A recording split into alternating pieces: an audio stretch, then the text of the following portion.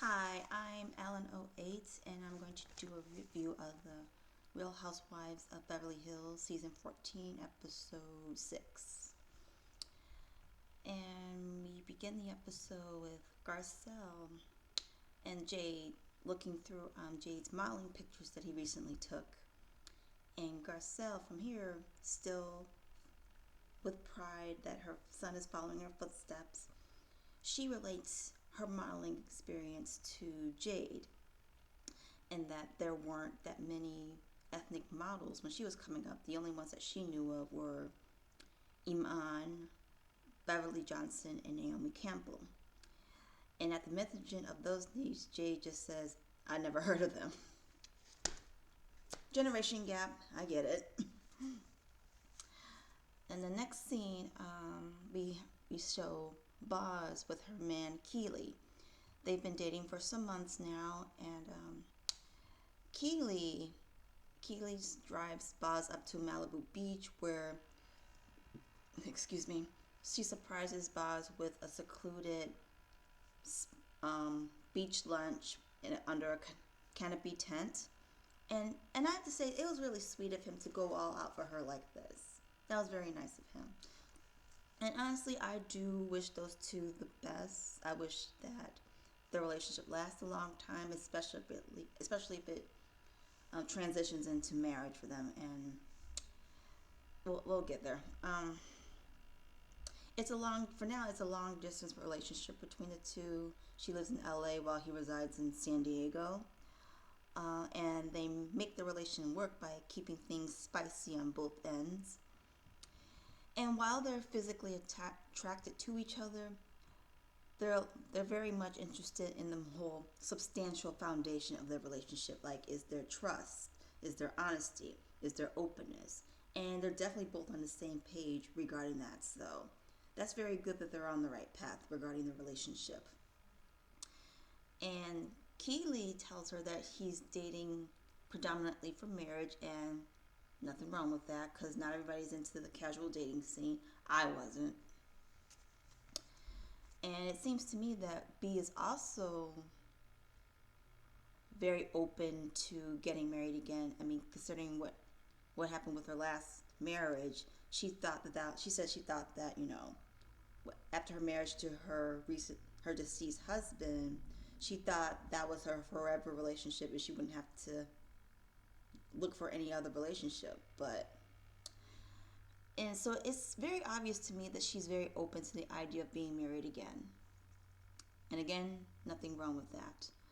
And I could tell from when she asked him if he seems to be dating for marriage, her chuckle at his response to that, which, he's obviously dating for marriage, and asking how far along they are in that process. So, again, I do hope the best for them, honestly.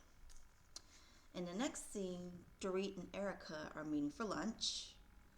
And this is where Dorit reveals to Erica that she and PK will have their therapy together, and that'll be the first time since they stopped speaking that they would have seen each other. And apparently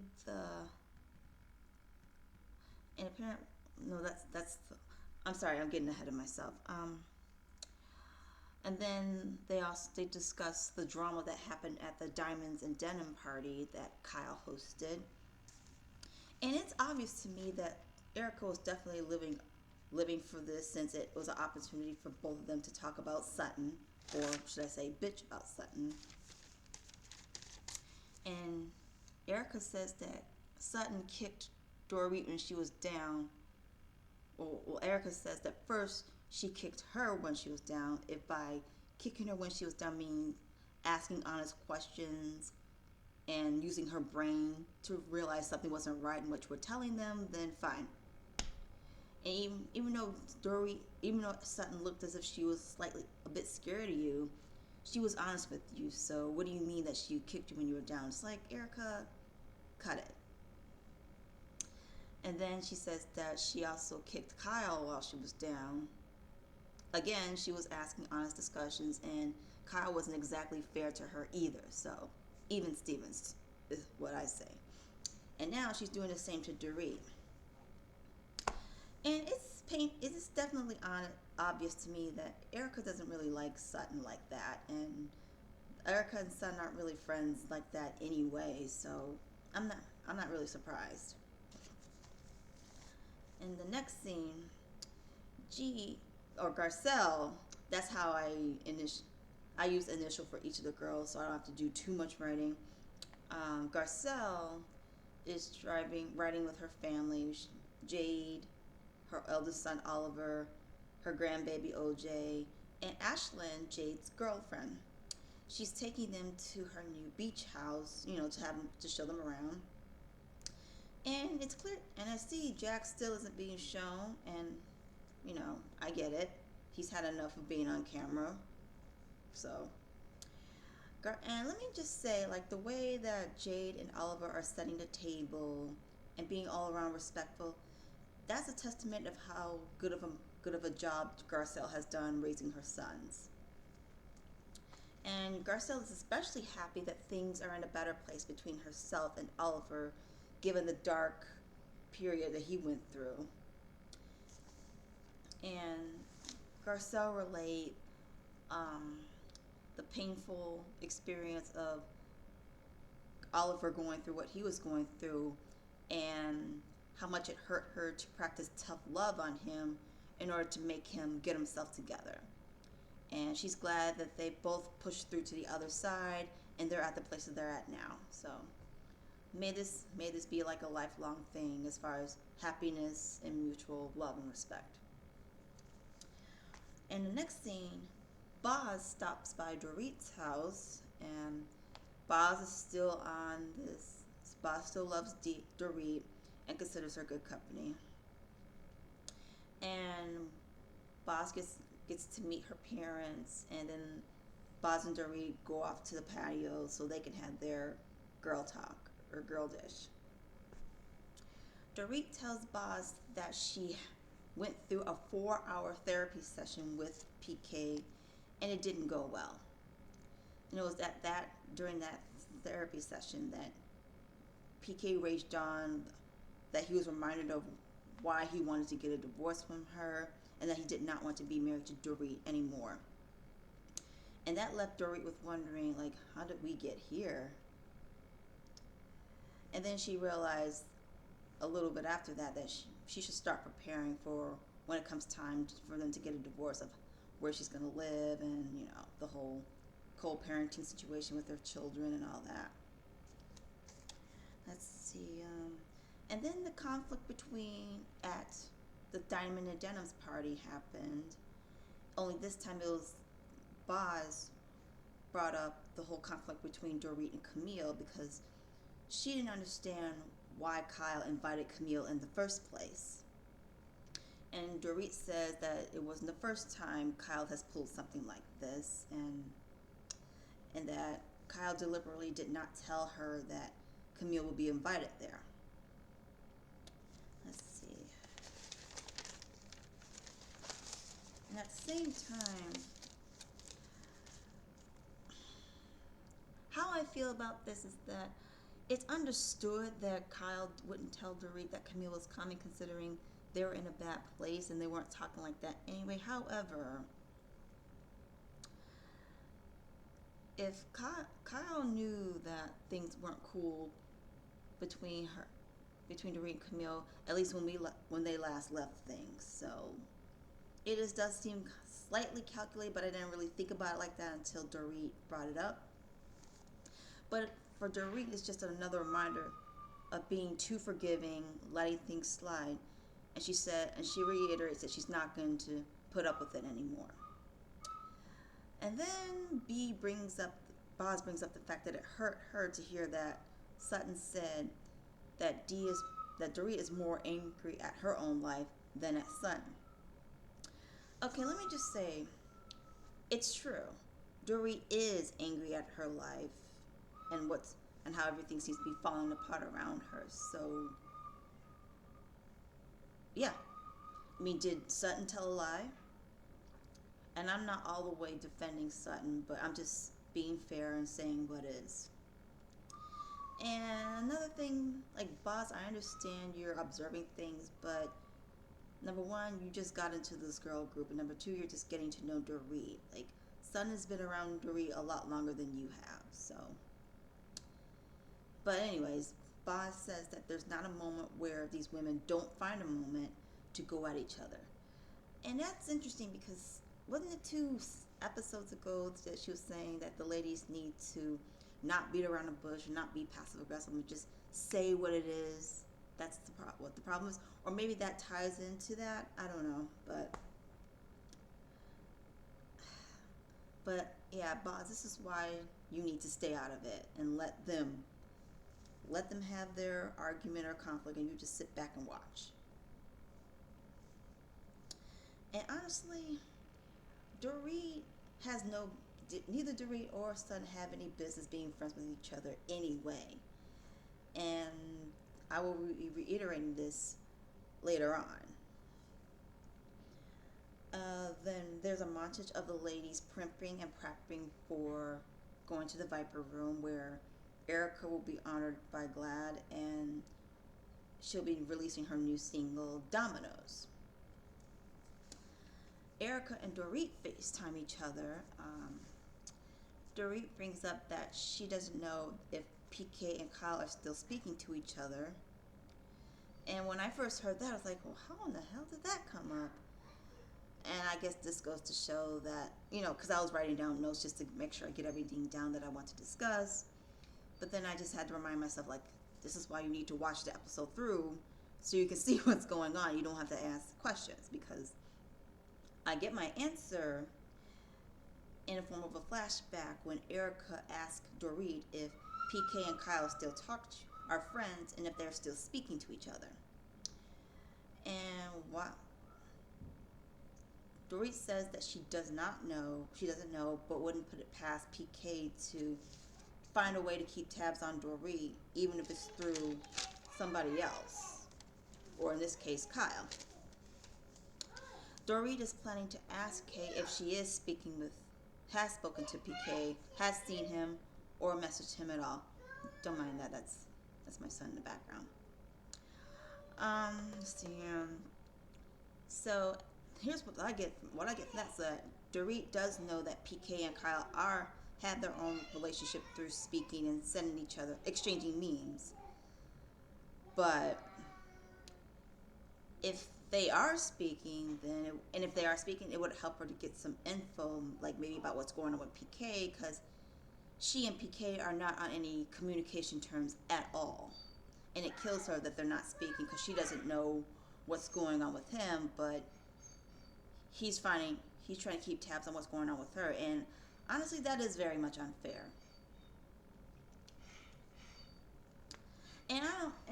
Okay, here's the thing. For the many people or little people that I know who are watching this, I just want to know,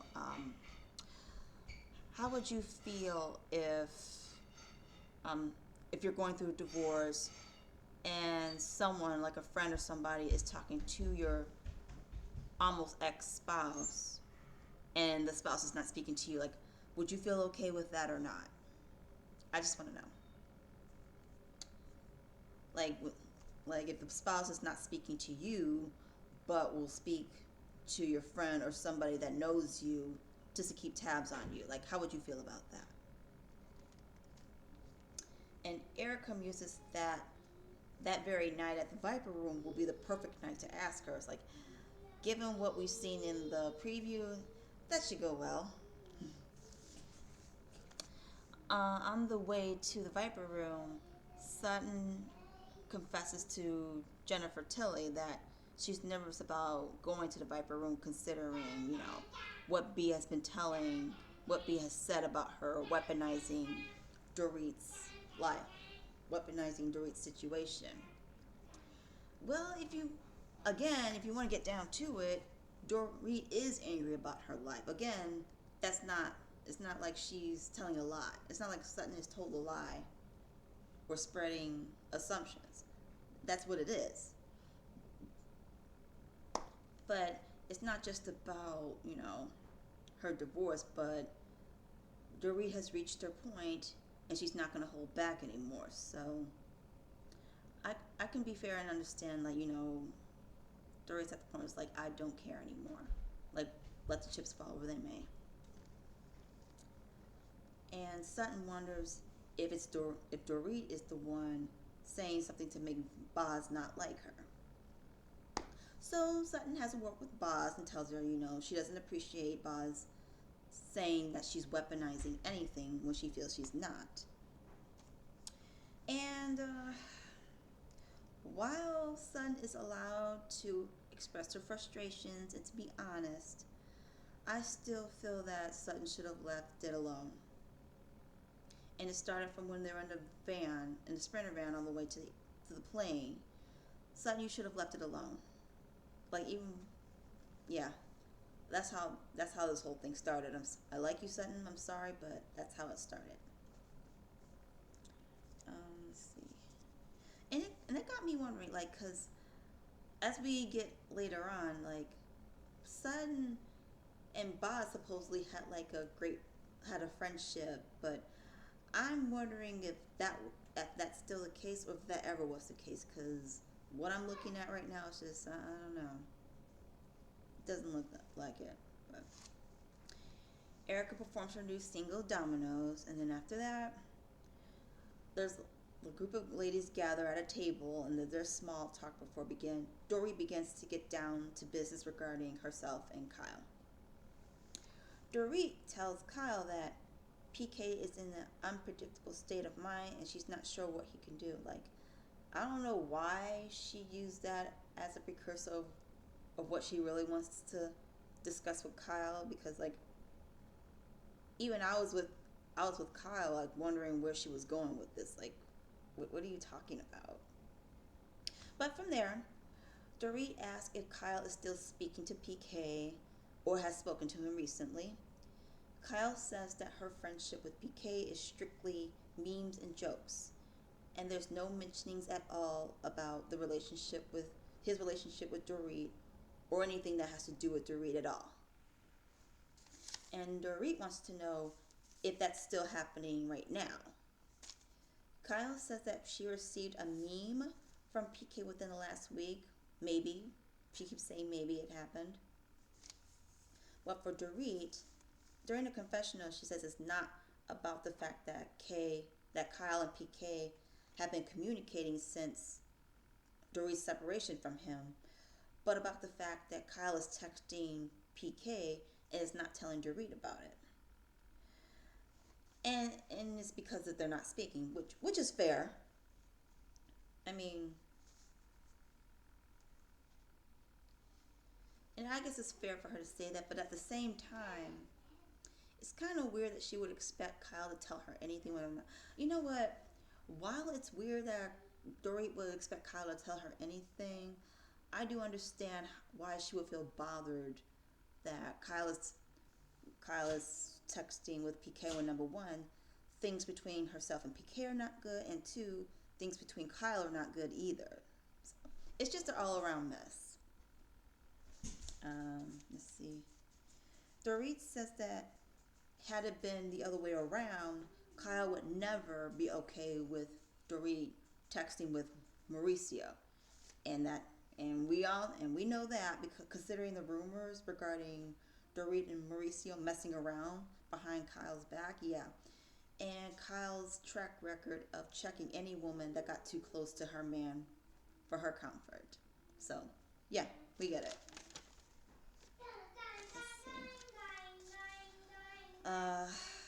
Sutton added her 2 cents in, which she should not have done,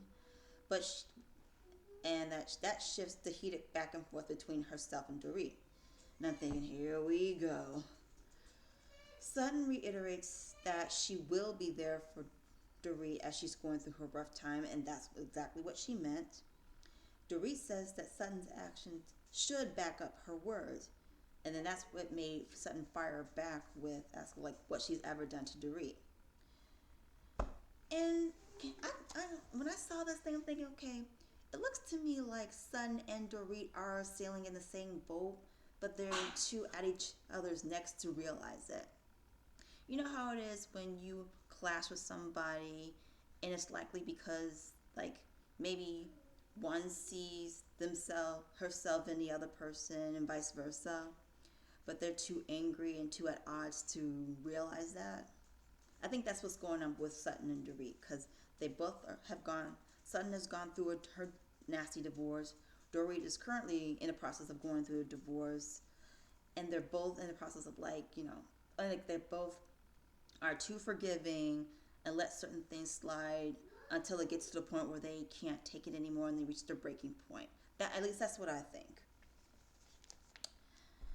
Erica, for some reason, answers Sutton's question that was for Dorit, saying that Sutton made Dorit feel low at Kyle's party.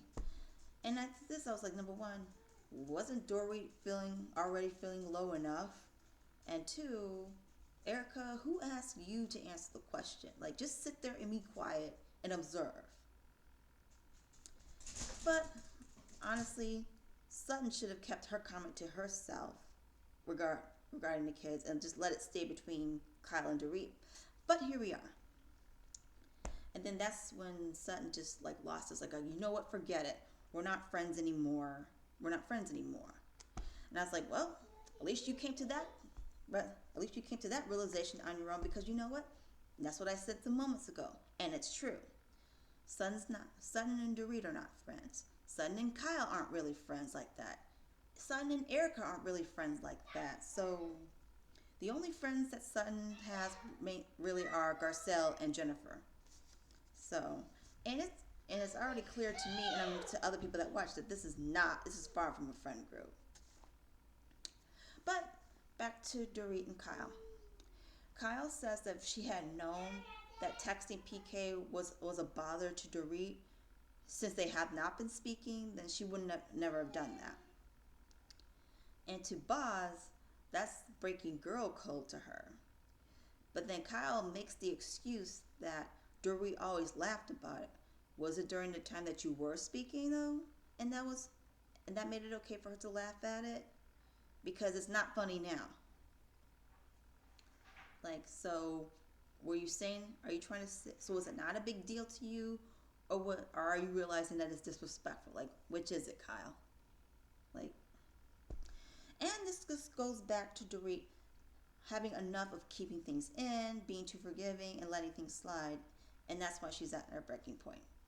I'm saying again. And Garcelle posed the question how any of the women would feel if somebody was texting their man as said woman is going through her own divorce. It's interesting that Erica says that she's never done that, but doesn't exactly answer the question. I just found that was after a bit I was thinking, it's like amazing how she said she's never done that, but she didn't exactly answer what if somebody did that to her. But anyways, Jennifer said that she would have a problem with that. And it was at that point, it's like, you know what? I've never been through the divorce, and I hope to never ever go through one, but even I can see that, if I know of a woman that's going through a divorce with her husband, even if I had like my own friendship with the husband, even that would feel weird to me if I'm still texting with him, knowing that things are not cool between the husband and the woman and her husband. So it's like, yeah, even I would feel some type of way, but it's like, okay, maybe it's best I back up because, I want to show respect and loyalty to the woman, especially if the said woman is my friend. So, and Kyle is wondering where all this is coming from, and she thought that they had made up. While it seems that you have made up, did you not hear Dorit when she said that you were not speaking and things weren't exactly cool between you two? And even though it appears that you guys have made up and you have potential of getting to where you and Dorit were, it's far from that still. Like, you still have some ways to go. And thanks to this, you're going to end up back at square one when you're like at each other's throats. And Dorit reiterates again that it's not about PK and Kyle texting, but that Kyle never mentioned anything to her, and that hurt her. And Kyle, via confessional, says that PK has been more of a friend to her than Dorit has lately. And and it keeps going downhill from there. Kyle says that she expects people to text Mo and herself when they got separated. Well, sweetie, that's the difference between you and Dorit, because Dorit does not see it that way. Dorit wouldn't feel comfortable sending Mo a text and not to Kyle. And again, that's very fair, because like I said before, she and Kyle are not speaking because things are bad between them. Therefore, why would she send a text out to Mo? It just wouldn't look right. Kyle repeats that she is done, and that causes Dorit to fire back that she wants clarity of what she means by Kyle saying that she's done. And then Kyle mocks her with her hand signals and all that. So Dorit asks Kyle, "What do you mean you're done?" And Kyle explains that she's done trying to fix things with Dorit and it's not getting anywhere. Not sure what that has to do with. Not sure what it has to do with herself and PK texting, but okay. Or maybe, and I'm thinking, what if that's the real problem between Kyle and Dorit, and she's just finally letting it out? And Dorit also says that she's done with that. And Kyle says, "Okay, quit," and then calls Dorit effing bitter. And I'm thinking, uh-oh. Ooh, that's the red button right there. And Dorit is now asking, or should I say demanding, Kyle not to speak to her when her veins are popping out of her forehead. It's like, what? I understand you're angry, Dorit, but you don't. Yeah, anyway. Kyle says that she has apologized and that she won't talk to him again. And then she fires back at Dorit, what does Dorit want from her? And Dorit shoots back at Kyle to not raise her voice to her. And again, Dorit, this is exactly how do you think Garcelle and Crystal felt when you raised your voice to them for no reason? But you don't like it when it's done to you. Now you know how it feels. How does it feel? And then things keep getting ugly between the two of them from there. And then we see a message that says to be continued. Ooh, boy. The drama was brewing during that very scene. And I can't wait I can't wait, and I will, but I wonder how it's going to end up next week. But what I could say from that is, son, I'm glad you realized that Dorit is not your friend. And I hope you keep that very energy regarding some of the other ladies when it becomes clear to you that they're not really your friends either. I hope you realize that they're not your friends. You stick to that. And stick to what you just said about being cordial. And that poses another question, because I saw something like this on Instagram regarding traveling with a group, and you know that a person that's within the group you're not too fond of or you don't get along with at all. And I just wanted to know, if you knew of somebody in a group, traveling in a group that you don't like, would you cancel, cancel your cancel your involvement in that? Or would you just say, you know what, screw it. I may not like the person, but he or she's not going to ruin my fun. I'm just curious. So that's what I had to say regarding episode 6. I'm trying to get better at speaking on the camera without feeling too awkward or shy. Because when you speak on camera, it's you realize certain things about yourself that's very awkward, and you feel okay, I need to fix that, or I need to stop doing that. I'm in the process of that. So y'all have a wonderful day, and again, happy belated New Year. Bye.